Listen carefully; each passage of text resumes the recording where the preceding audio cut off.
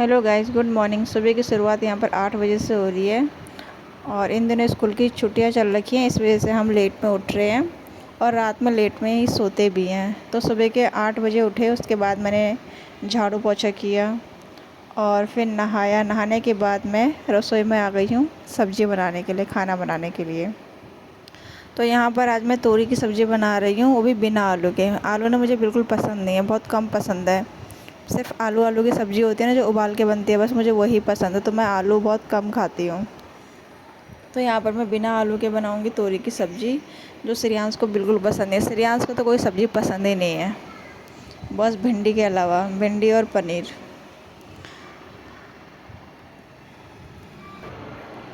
एक तरफ मैंने गैस में तेल रखा है गर्म होने के लिए धीमी आंच में। दूसरी तरफ वामिका रोने लग गई, तो वामिका को मैं बार बार झूला झुला रही हूँ कि ताकि थोड़ी देर सो जाए। जैसे झूला रुक जाता है ना, तो वामिका उठ जाती है। पता नहीं क्या, झुलाते रहो तो वह सोती रहेगी, लेकिन जैसे ही झूला रुक जाता है तो आंखें खोल देते हैं। मतलब नौटंकी करते हैं ये बच्चे भी, सोने का बहाना करते हैं। तो यहाँ पर सब्ज़ी मैं भून रही हूँ अभी, और श्रेयांश को मैंने पढ़ाई करने के लिए बैठा दिया है नहला धुला करके।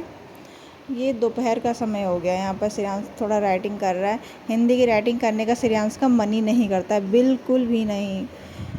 आधा पेज ही कर पाता है। एक पेज करने में श्रेयांश कम से कम 2 दिन लगा देता है। यहाँ मैं वामिका के साथ थोड़ा सा खेल रही हूँ, और कभी कभी इनके साथ खेलना अच्छा लगता है, लेकिन जब ये रोने लगती है ना, तो सर में दर्द भी हो जाता है। अब यहाँ पर इनकी बहन आ गई थी लेने के लिए, तो वो ले गई वामिका को। जब तक वो नीचे ले गई हैं, जब तक मैंने सोचा जब तक आलू छील लूँ शाम के लिए। अब यहाँ पर मैं सिर्फ आलू की भुजिया बनाऊँगी, जो श्रेयांश को बहुत पसंद है। यहाँ पर जब मैं आलू छील रही थी, अचानक से वो नीचे से लेके आ गई वामिका को, क्योंकि वामिका रोने लग गई थी। उनकी दादी ने बोला अगर मालिश करनी है तो नीचे ले आओ, पर अभी वामिका की मालिश नहीं करनी है, क्योंकि अभी वैक्सीन लगे हुए 2 ही दिन हो रखे हैं।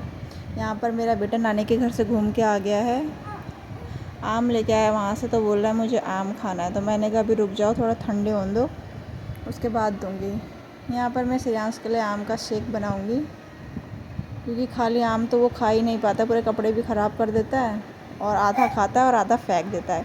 इसलिए मैंने सोचा शेक बना करके ऐसे ही दूध के साथ मिक्स करके दे दूँगी तो ठीक रहेगा।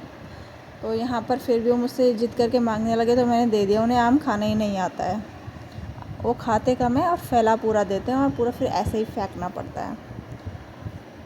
तो यहाँ पर मैं इसी में ही बना रही हूँ, मिक्सर का यूज़ मैंने नहीं किया है। इसी में ही आम का तो इसी में ही बन जाता है। इतना बड़ा मिक्सर निकालो, फिर उसको धो, इससे अच्छा तो इसी में बना दो।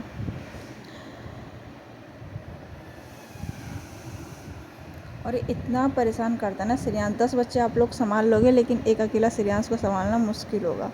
बहुत ज़्यादा परेशान करते हैं, कभी इधर उधर। अब मैंने उनको हैंड वॉश करने के लिए भेजा था, वो अपनी बहन को छेड़ने के लिए चले गए कमरे में। इसी वजह से बहुत डांट भी खाते हैं। यहाँ पर मैंने इनको दे दिया है मैंगो शेक बना करके, और दूध तो इन्हें पसंद ही नहीं है।